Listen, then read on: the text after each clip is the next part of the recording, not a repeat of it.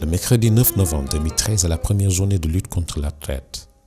Elle est co-organisée par le Bureau des Nations Unies pour la lutte contre la drogue et le crime et la cellule nationale de lutte contre la traite des personnes. Cette journée a pour but de faire état de ce que l'on sait de la problématique, des bonnes pratiques relevées et d'identifier des pistes de réflexion pour renforcer l'engagement des États de la région à la lutte contre la traite.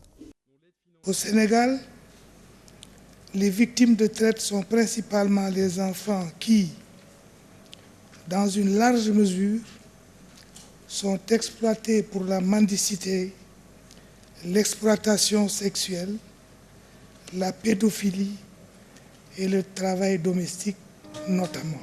Selon les résultats de l'étude Banque mondiale, UNICEF et BIT, les enfants de la rue et enfants mendiants à Dakar sont au nombre d'environ 7800 en 2007, dont une proportion marginale de filles. Ils sont âgés en moins de 11 ans. bu pare saa yu ma ñëwee su ma amul xaalis mu may dóor di ma tànn par carte wala mu tëddal ma si bassan bi di ma dóor di jël marto di dóor sama tànk yi yeneen saa yi sax moom du ma dóor jour ba mu nekkul si daara bi du ma dóor suñ rakkam bi moo may dóor moom su demee si village bi suñ ko laajtee ana Abdou Faté di leen naan moo ngi jàng bu baax fekkee na yeneen saa yooyu man nekkuma fa sax. Nous espérons que dans un proche avenir, des mesures appropriées seront prises pour que les auteurs de tels crimes soient poursuivis, arrêtés et sanctionnés à la mesure de leur forfait. Je vous remercie de votre attention.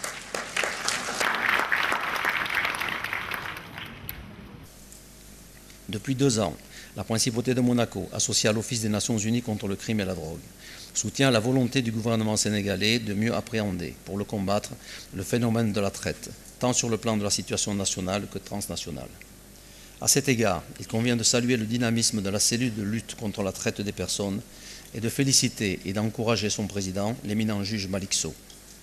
Cette cellule, je le rappelle, est l'organe principal de coordination des activités et elle réunit autour d'elle les acteurs de la lutte contre la traite dans notre pays. Le caractère gravissime et je dirais même ignominieux de la problématique qui nous réunit aujourd'hui génère chez moi une profonde frustration. Frustration, mais aussi un mal-être qui m'envahissent lorsque je sillonne les rues de Dakar et les autres villes d'Afrique de l'Ouest ou du centre et que j'observe des enfants auxquels la vie refuse une enfance et un futur. Jeunes, beaucoup trop jeunes, qui errent dans les rues de ces mégapoles tard la nuit, soumis à toute forme de violence, de contrainte et obligés de développer des stratégies de survie.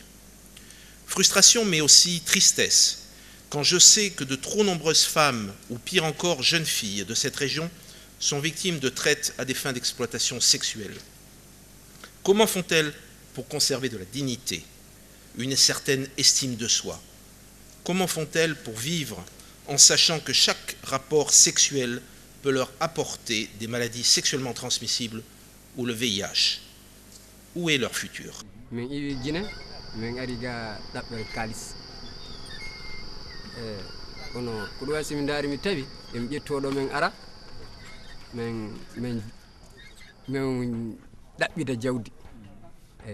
Toutes les études effectuées au plan mondial prouvent que la traite reste une activité extrêmement lucrative pour les auteurs qui réalisent d'énormes profits en utilisant les aspirations, la candeur, la jeunesse de leurs victimes pour les transformer en objets d'exploitation et ainsi les priver de toute dignité humaine. C'est par une approche concertée des États de la sous-région que vous pourrez mieux détecter et lutter contre la traite. Et j'en profite pour saluer le leadership pris par la cellule sénégalaise de lutte contre la traite dans l'organisation de cette journée qui inspirera très certainement ses pairs dans la région. Mesdames et messieurs, les estimations révélées par les partenaires font état d'un crime qui a fait environ 25 millions de victimes à travers le monde et génère près de 32 milliards de dollars de revenus par an. Ces chiffres pourraient s'avérer sous-estimés au regard de la faiblesse de l'identification des victimes. Ces chiffres avaient alarmé le secrétaire général de l'ONU, M. Ban Ki-moon, lors de cette rencontre et qui s'était exprimé en ces termes, je cite, « La traite des personnes est un cercle vicieux qui rend les victimes dépendantes de leurs bourreaux. les trafiquants prennent toujours pour cible les personnes vulnérables. Et d'ajouter, je cite, que la traite a des effets dévastateurs sur les gens. Elle sape l'économie nationale puisqu'elle génère des milliards de dollars illégaux et finance des activités tout aussi illégales. M. Ban Ki-moon avait encouragé lors de cette réunion la mise en œuvre du plan d'action mondial des Nations Unies pour la lutte contre la traite des personnes et plaidé pour la multiplication des contributions en faveur de la lutte contre la traite des personnes, avec un accent particulier sur l'assistance aux victimes de traite. Cette journée visait particulièrement les objectifs spécifiques suivants. D'abord, mettre en place un cadre de réflexion et d'échange sur la traite des personnes impliquant l'État, la société civile, les instituts de recherche, le monde académique, les organisations internationales et rendre plus visibles les actions menées pour lutter contre ce phénomène. Mais aussi de sensibiliser un large public sur le phénomène de la traite des personnes à travers l'organisation d'une série de manifestations culturelles et artistiques. Few cases from outside where you have seen young girls jumping behind some perpetrators who... Durant cette manifestation, un film a été projeté dans ce sens pour une meilleure compréhension sur la problématique de ces phénomènes, les souffrances de ces victimes et le travail effectué par les États, et celui des acteurs au développement pour trouver des solutions pour mettre fin à ces fléaux.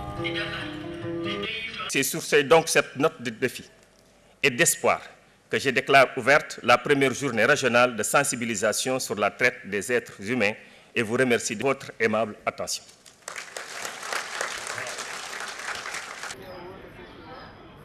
Une foire a été organisée dans la cour de l'UCAD 2, foire dans laquelle le système des Nations Unies, des ONG, l'État du Sénégal, la société civile ont tous exposé leurs différents programmes de bonnes pratiques, leurs produits pour sensibiliser les visiteurs. Est-ce qu'on veut vraiment combattre ce phénomène? En marge de cette foire, un panel regroupant chercheurs, universitaires, professionnels du secteur et le grand public a été aussi organisé dans le grand amphithéâtre de l'UCAD 2. Il n'y a aucune tradition africaine ou universelle qui cautionne cela. Donc les soubassements religieux et autres là, je pense que c'est des discussions des fois qui nous retardent, mais elles n'ont pas de fondement en tant que tel. Alors le Sénégal s'est engagé d'abord en rectifiant tous les instruments juridiques relatifs à cette question. Au plan institutionnel, avec la mise en place du Conseil national de lutte contre le trafic des personnes. Donc c'est un dispositif national qui est là sur place et qui se charge de la question à travers des stratégies qu'il définit pour permettre quand même de comprendre le phénomène, comme je l'ai dit, et d'essayer d'apporter une réponse au plan national.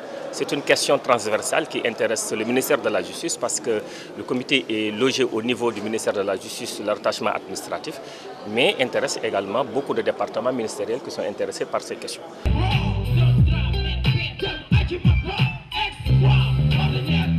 À la fin de cette journée, la clôture a été riche en culture urbaine. En effet, les cultures urbaines, hip-hop et graffiti, sont un excellent vecteur de communication dans la mesure où elles permettent de toucher un maximum de jeunes en les sensibilisant sur les dangers de la traite des personnes. C'est dans cette optique qu'un méga concert a été organisé engageant des artistes reconnus afin de communier avec un public venu nombreux.